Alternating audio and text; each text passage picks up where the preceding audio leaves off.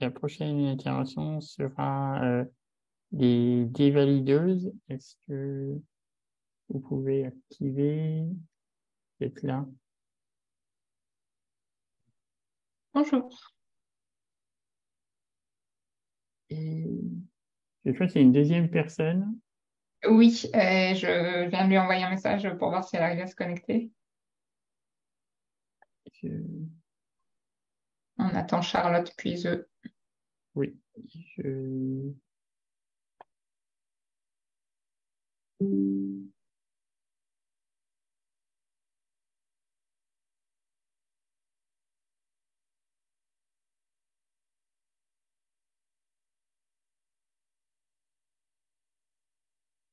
Elle arrive. Voilà. Donc, Bonjour. merci. Bonjour. Alors, je présente les Dévalideuses est une association visant à représenter les voix des femmes handicapées dans toute leur diversité et tout en contribuant à rendre public et à défendre les problématiques qui leur sont propres. Les dévalideuses ne sont pas que des femmes handicapées, leurs luttes sont intrinsèquement liées à toute discrimination liée au genre, à l'orientation sexuelle, à l'origine ethnique, à la religion ou au milieu social. Donc, deux membres de l'association interviennent aujourd'hui sur le thème institutions spécialisées, un imaginaire positif à démonter. Et c'est à vous. Ok, bonjour à tous et toutes. Euh, je suis Céline Extenso, cofondatrice du collectif Les Dévalideuses. On est un collectif donc anti-féministe qui travaille sur le croisement du validisme et du sexisme. On s'est rassemblés en 2018 suite au constat de l'invisibilisation des violences sexistes et sexuelles faites aux femmes handicapées dans le milieu du féminisme. Mais bon, sur cette base-là, on travaille beaucoup sur tous les thèmes du validisme. On est dans une optique clairement politique, mais on se confronte au fait qu'il est encore très, très nécessaire de faire beaucoup de pédagogie sur ce qu'est le validisme, parce qu'on ne peut pas lutter sur les systèmes tant que nos interlocuteurs n'ont pas le vocabulaire, ne peuvent pas comprendre un système sans connaître le mot et tout ce qu'il y a autour. Donc en ce moment, on fait globalement beaucoup de pédagogie sur le validisme, mais en ce moment, on travaille plus spécifiquement sur la désinstitutionnalisation, qui porte énormément de fantasmes dans l'esprit de tout le monde, des fantasmes positifs sur l'institution, qui a un côté rassurant pour les valides, et pour certaines personnes handicapées aussi, malheureusement, j'ai envie de dire, et beaucoup de craintes sur ce qu'on imagine de la vie autonome, qui serait un peu vécue comme un abandon. Donc, on ne cherche pas à changer le regard de façon poétique, mais à débunker par quelques faits précis les freins et critiques qu'on reçoit, qu'on entend le plus souvent. On a travaillé sur les lignes directrices européennes pour la désinstitutionnalisation. C'est un texte européen qui date de 2012, qui a été mené par un groupe d'experts à l'initiative du commissaire européen de l'époque, Vladimir Špidla. C'est un document très dense de 200 pages,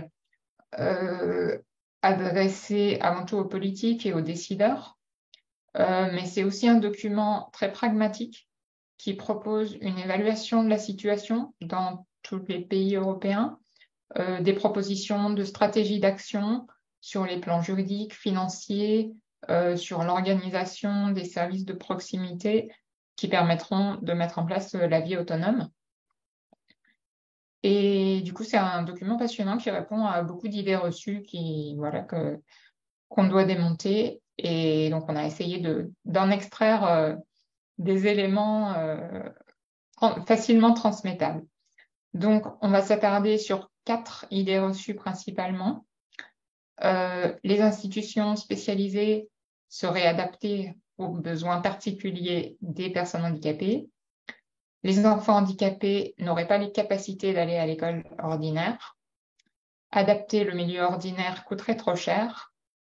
Et enfin, les institutions spécialisées seraient un moindre mal pour faire face à la charge que représentent les personnes handicapées pour la société.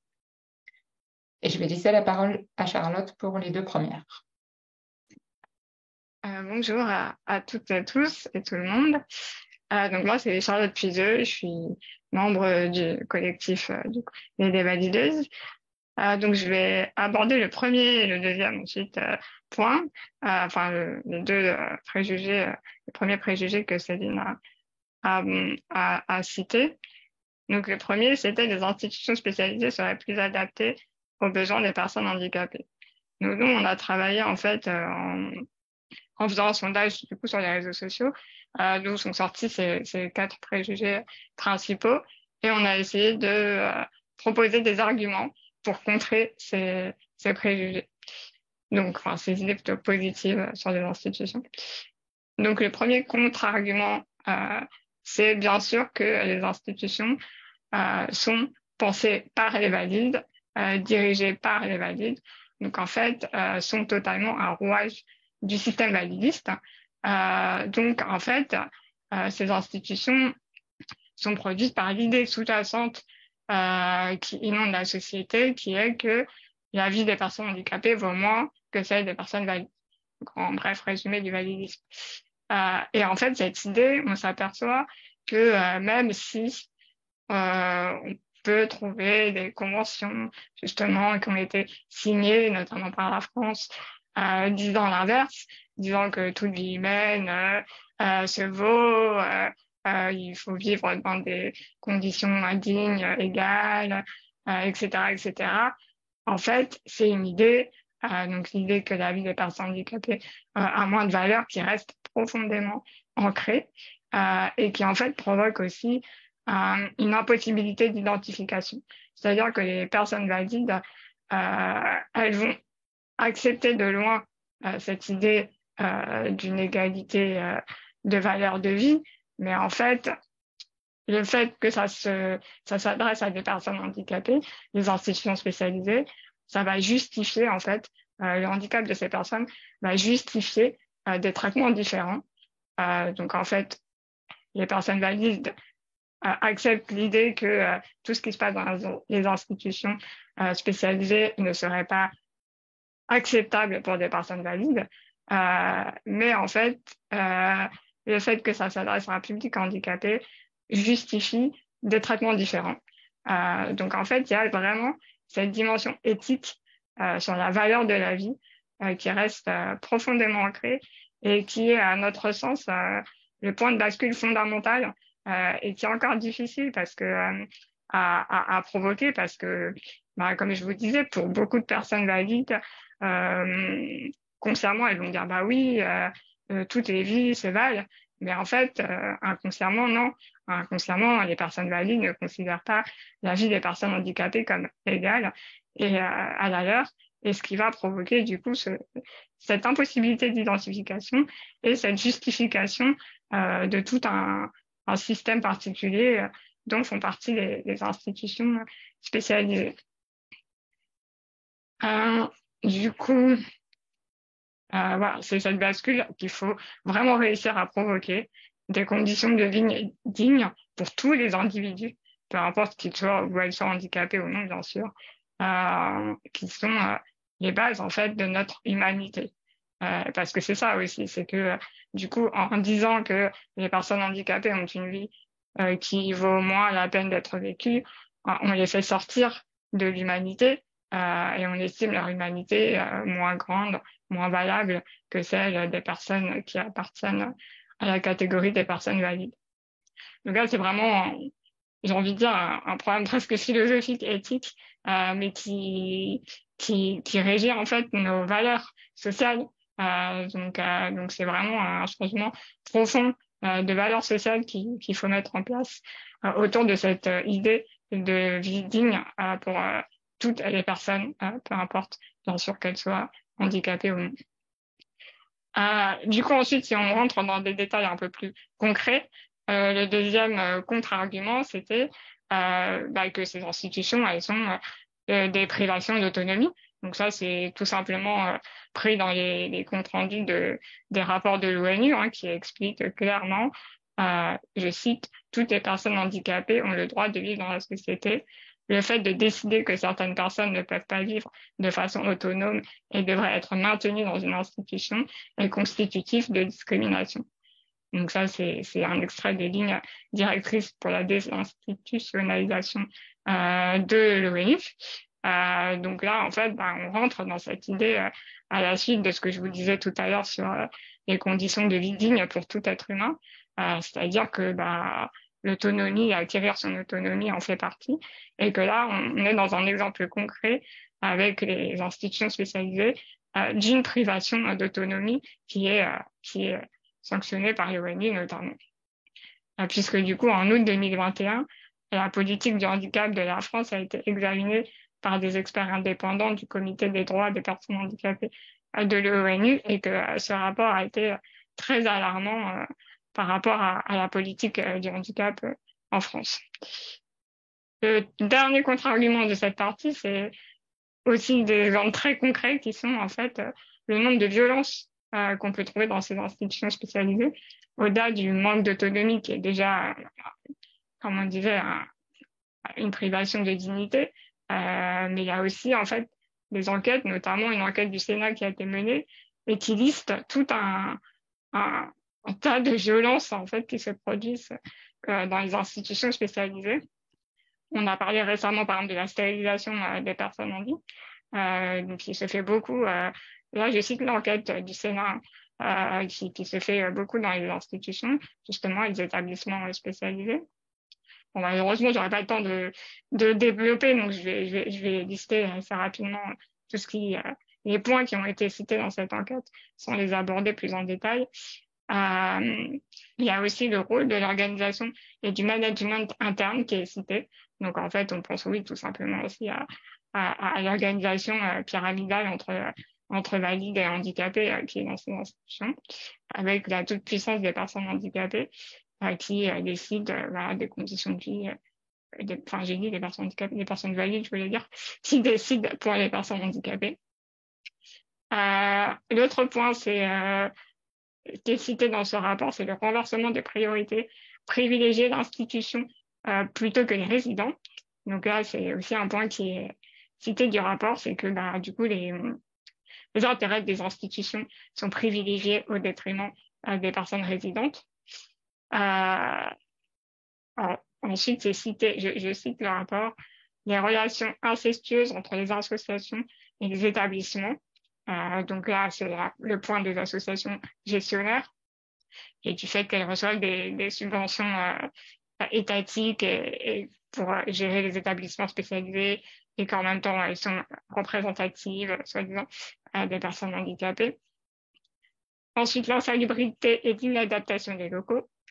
La peur des représailles aussi, qui est beaucoup citée dans ce rapport, à savoir la peur des représailles aussi bien que pour les résidents que pour les familles en fait des personnes résidentes qui du coup ont peur des représailles, notamment que le membre de la famille en question soit viré de l'établissement ou qu'il soit maltraité encore plus. Donc une politique du silence en fait, enfin une loi du silence dans ces institutions où les personnes handicapées et leurs familles n'ont pas la possibilité d'exprimer ce qui ne va pas. Standardisation du quotidien, donc emploi du temps rigide, règles de vie communes strictes, ne respectant ni l'individualité ni les besoins des personnes handicapées.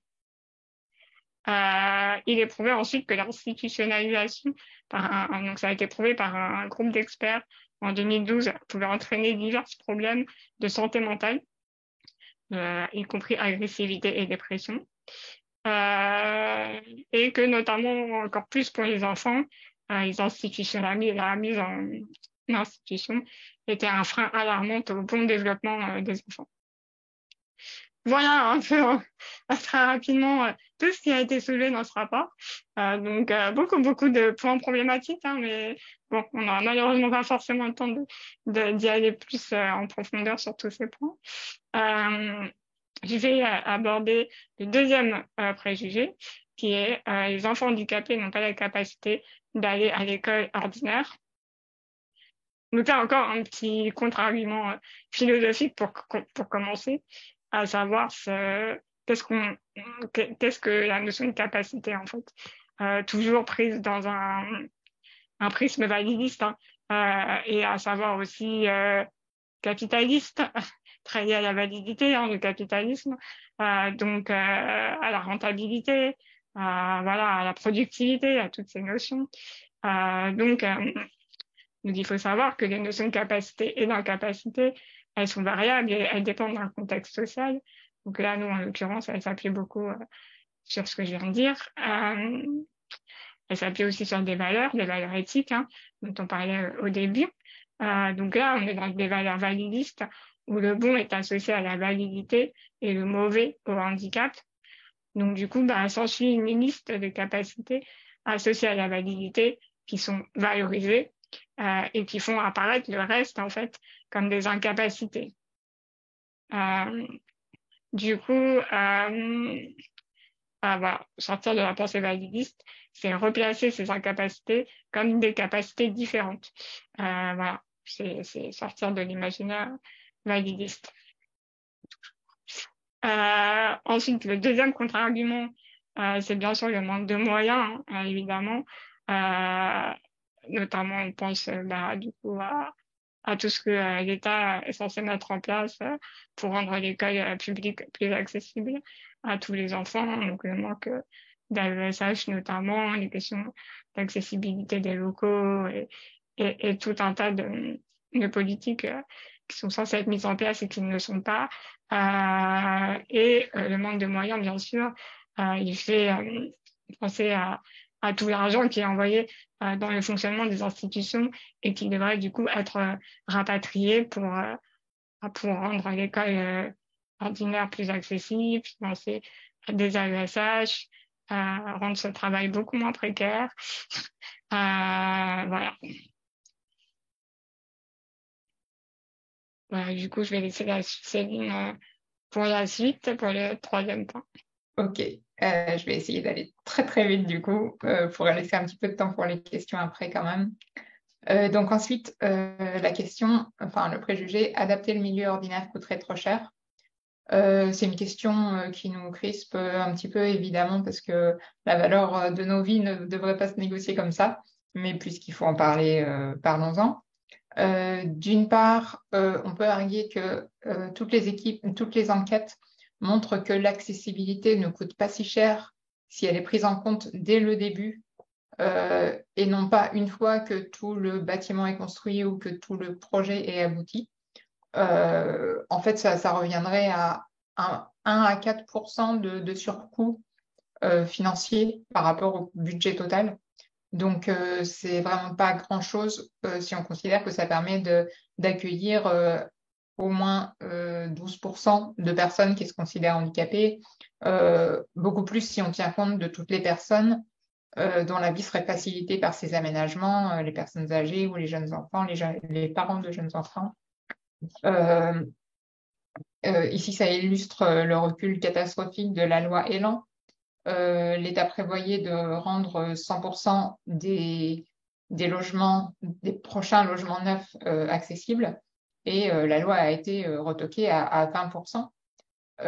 Et du coup, c'est une catastrophe sociale pour nous, évidemment, en termes de perspective, mais aussi financière, parce que le jour où il faudra rendre ces appartements accessibles, ça coûtera énormément plus cher que si on avait pris le projet dès le début. Donc, ça devrait être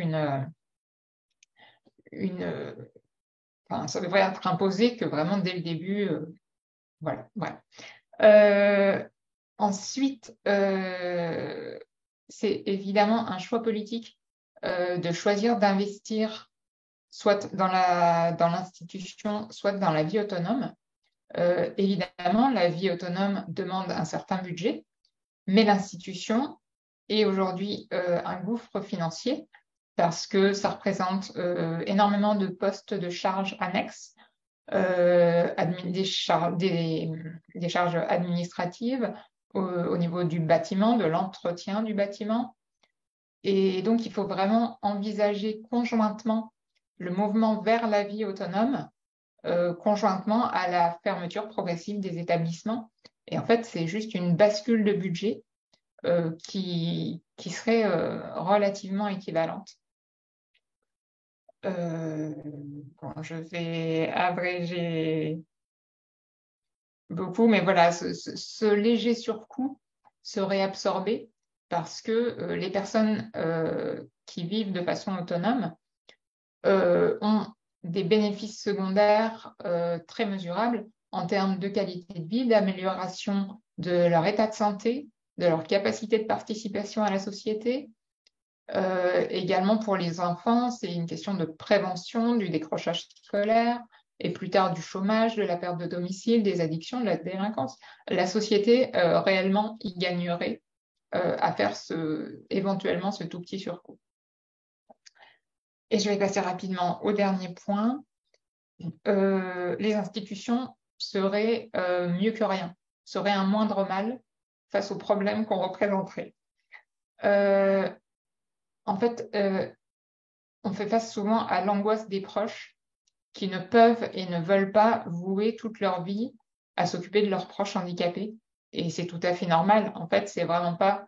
Il faut faire passer cette idée que c'est pas du tout notre projet et que la vie autonome ne déplace pas le rôle d'aidant sur les proches, mais envisage de développer d'autres solutions d'accompagnement, une aide individualisée auprès de ses proches au sein du foyer. Ça nécessite de repenser la place du soutien familial en regard du soutien par la société. Là, on peut faire un lien avec la récente déconjugalisation de la hache, où voilà, la personne handicapée était à charge financière de son conjoint, l'est encore jusqu'à bientôt. Et selon le principe de solidarité conjugale et familiale, qui est un héritage patriarcal dont on ne veut plus parce que, outre le poids qu'il fait peser sur les proches, sous couvert de bons sentiments, en fait, il place la personne handicapée en situation de dépendance aggravée vis-à-vis de ses proches et donc de danger potentiel. Enfin, dernier petit point, la désinstitutionnalisation serait une idée libérale de droite selon laquelle les plus riches pourront se payer une aide personnelle.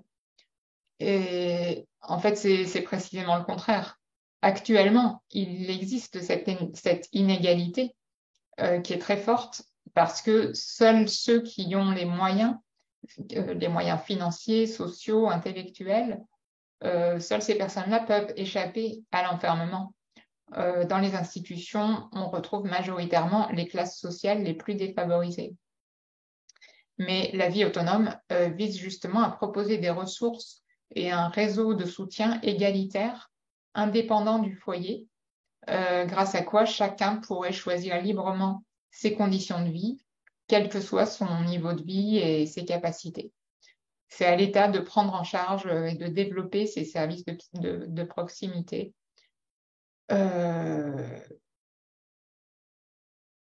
hop, je vais laisser la conclusion à Charlotte. On va faire très vite pour conclure.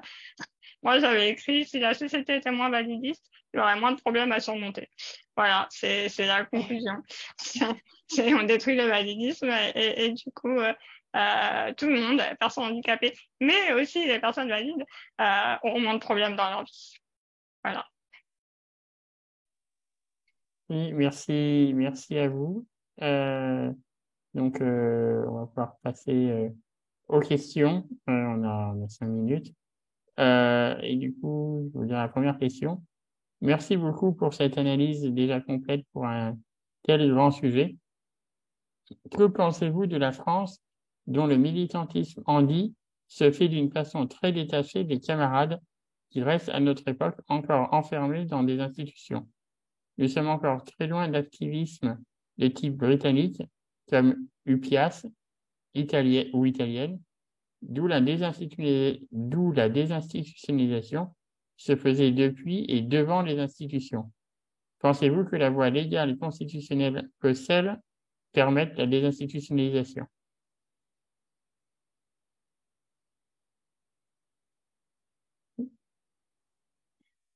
J'ai envie de se lancer. Bah, je sais pas si j'ai une réponse très complète, mais je dirais que oui, la France est clairement en retard dans son militantisme antivalidiste. Je pense qu'on essaye de le combler, mais que clairement, on n'a pas cette culture suffisamment activiste et suffisamment de terrain.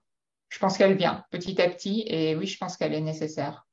Je pense que c'est vraiment deux axes complémentaires qui doivent coexister et qu'on est peut-être pas encore assez nombreux, mais qu'on est de plus en plus nombreux à collaborer et que ça prend.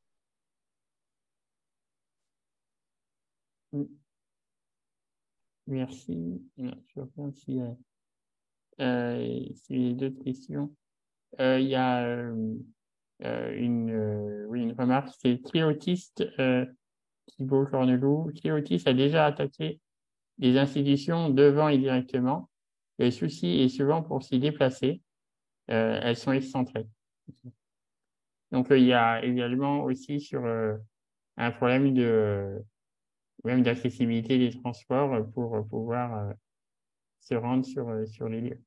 Évidemment, le manque d'implication sur le terrain des personnes handicapées, c'est pas juste une question de culture militante, c'est qu'évidemment, il y a aussi des freins, mais ces freins nécessitent de développer d'autres moyens d'action